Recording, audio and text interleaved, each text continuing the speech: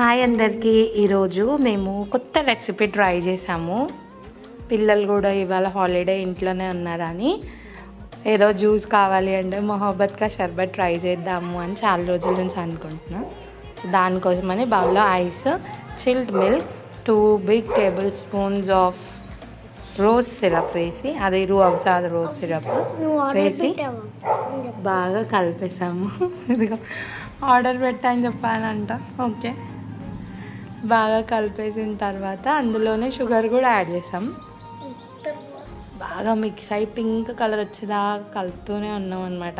ఆ వీడియోలో చూపించినట్టు చేయాలని.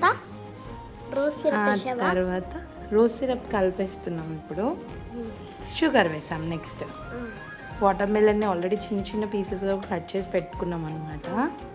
షుగర్ వేసిన తర్వాత ఒక 3 to 4 table spoons of sugar కొద్దిగా వేసాం కాబట్టి నేను 4-5 టైమ్స్ కనిపించింది. మళ్ళీ రోజ్ సిరప్ వేసాము. తర్వాత ఈయన కలర్ సరిపోలేదని వేసాడు, కానీ వాటర్ మెలన్ పీసెస్ వేసేసి మంచిగా కలిపేసాము.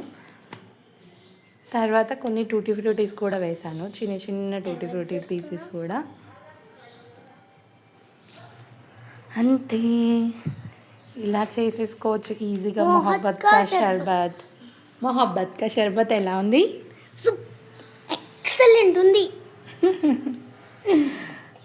బహుమన్యకి బాగా నచ్చింది అనమాట మొహబ్బత్ కా షర్బత్.